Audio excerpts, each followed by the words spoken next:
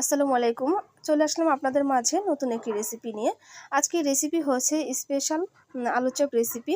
২ টুকরো মুরগির মাংস দিয়ে আমি এই রেসিপিটি কমপ্লিট করেছি। আপনারা চাইলে কিন্তু করে নিতে পারেন।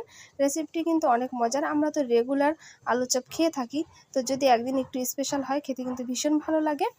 তো গরুর মাংস দিয়ে কিন্তু এটা করে নিতে পারবেন, তবে আমি মুরগির মাংস দিয়ে করে নিচ্ছি। আমি প্রথমে নিয়ে নিয়েছি ২ টুকরো মুরগির মাংস। এই তো দেখতেই পাচ্ছেন আমি এই মাংসটাকে ছোট ছোট করে টুকরো করে তারপরে সেদ্ধ করে নিব। তো ছোট ছোট টুকরো করে নিয়েছি। এখন এটাকে খুব ভালোভাবে ধুয়ে পরিষ্কার করে নিব। এরপর হচ্ছে আমি সামান্য পরিমাণ পানির মধ্যে কিছুটা লবণ দিয়ে কিন্তু সেদ্ধ করে নিব।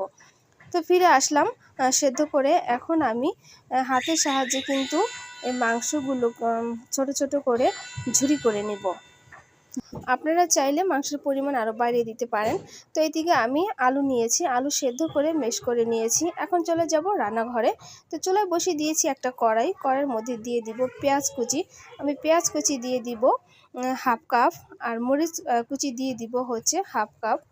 যেন ঝালটা একটু বেশি হয়, খেতে ভীষণ ভালো লাগবে। এখন এই দুইটাকে আমি বেরেস্তা করে নিব। তো একটু খেয়াল রাখতে হবে যেন পুড়ে না যায়। তবে মাংস আর আলুর পরিমাণটা একটু বলে দিচ্ছি। মাংস যতটা নেবেন তার থেকে কিছুটা বেশি আলু নেবেন, এতে কিন্তু আপনার চপটা ভীষণ সুন্দর হবে। তো পেঁয়াজগুলো বেরেস্তা হয়ে গিয়েছে। এখন আমি এর মধ্যে দিয়ে দিচ্ছি ঝুরি করে রাখা সেই মুরগির মাংসগুলো, আর দিয়ে দিচ্ছি আদা রসুন বাটা। এখন দিয়ে দিলাম জিরার গুঁড়া আর হচ্ছে গরম মশলার গুঁড়া। মশলাটা একটু ভালোভাবে নেড়ে চেড়ে মাংস সহ কিন্তু ভেজে নিব। এরপর হচ্ছে এর মধ্যে আমি দিয়ে দিলাম সয়া সস দিলে কিন্তু খেতে ভীষণ ভালো লাগে, খুব সুন্দর একটা ফ্লেভার আসে। এখন দিয়ে দিচ্ছি সামান্য পরিমাণ লবণ। এরপরে আমি দিয়ে দিব ম্যাশ করে রাখা আলুগুলো দেওয়ার পরে কিন্তু আমি এই আলু চপের পুরটা রেডি হয়ে যাবে আমার। খুব ভালোভাবে কিন্তু আমি মিশিয়ে নিব। তো খুব সুন্দরভাবে মিশিয়ে নেবেন। আজকে যারা আমার ভিডিওতে নতুন তারা অবশ্যই আমার চ্যানেলটিকে সাবস্ক্রাইব করে পাশে থাকবেন। পাশে থাকা বেল আইকনটি অবশ্যই প্রেস করে দিবেন, যাতে আমি ভিডিও ছাড়ার সঙ্গে সঙ্গে নোটিফিকেশন আপনাদের কাছে গিয়ে পৌঁছায় আর আপনারা নতুন নতুন রান্নাগুলো উপভোগ করতে পারেন। তো কথা বলতে বলতে কিন্তু আমার পুরটা রেডি হয়ে গিয়েছে। এখন আমি আলুর চপের যে একটা শেপ গোল গোল ওটা করে নিব। তো দেখুন কতটা সুন্দর হয়ে গিয়েছে, একটু ঠান্ডা করে নিয়েছি। এখন আমি আলু চপ যেভাবে বানাই সেমভাবে কিন্তু আমি আলু চপের শেপ করে নিব এই পুরটাকে। তো সবগুলো আলু চপ কিন্তু আমার এখানে বানানো হয়ে গিয়েছে। এখন হচ্ছে আমি বেসনটা রেডি করব। বেসন রেডি করার জন্য একটা পেলা নিয়ে নিয়েছি, তার মধ্যে দিয়ে দিব 2 কাপ বেসন, আরও দিয়ে দিব হাফ কাপ চালের গুঁড়া। এরপরে দিয়ে দিব হাফ কাপ থেকে কিছুটা কম ময়দা। তো অবশ্যই চালের গুঁড়াটা দিয়ে দিবেন, এতে কিন্তু আপনার এই স্পেশাল আলু চপ অনেক ক্রিস্পি হবে, খেতে কিন্তু ভীষণ ভালো লাগবে, মচমচে হবে। তো এখন দিয়ে দিয়েছি স্বাদ মতো লবণ, আরও দিয়ে দিব ঝাল হওয়ার জন্য হচ্ছে শুকনো মরিচের গুঁড়া। এরপরে দিয়ে দিচ্ছি সামান্য পরিমাণ জর্দা রং, যেন কালারটা ভীষণ সুন্দর আসে। এখন দিয়ে দিব খাবার সোডা তো অবশ্যই দিতে হবে আমার এই আলু চপ ফুলকো করার জন্য।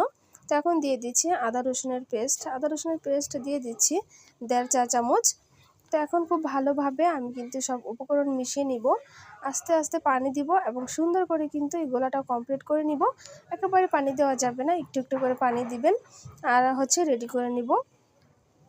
তো খুব সুন্দরভাবে ফেটিয়ে নিতে হবে, যত ভালো করে ফেটিয়ে নেবেন আপনার চপ, যে কোনো চপ আপনারা বানাতে যাবেন, খুব ভালোভাবে যদি বেসনটা ফেটিয়ে নেন তাহলে কিন্তু অনেক সুন্দর ফুলকো হয়। যেহেতু খাবার সোডা দেওয়া আছে তাই আমাদের ভালো করে ফেটিয়ে নিতে হবে। তো আপনারা দেখতে পাচ্ছেন আমি কিন্তু অনেক টাইম ধরে ফেটিয়ে নিচ্ছি, আপনারা অবশ্যই এত টাইম ধরে ফেটিয়ে নেবেন। এখন চলে যাব হচ্ছে চুলায়। এখন আমি বেসনের মধ্যে একটা চপ দিয়ে কিন্তু খুব সুন্দর করে আমি গরম তেলের মধ্যে ছেড়ে দিচ্ছি। আপনারা যেভাবে আলু চপ বানিয়ে থাকেন সেমভাবে কিন্তু। তো দেখতে পাচ্ছেন। তো আজকের ভিডিওর মধ্যে যদি কথা বা কাজে কোনো ভুল হয়ে থাকে তাহলে অবশ্যই আপনারা ক্ষমার দৃষ্টিতে দেখবেন। তো আমি সবগুলো কিন্তু একই প্রসেসে ভেজে নিব।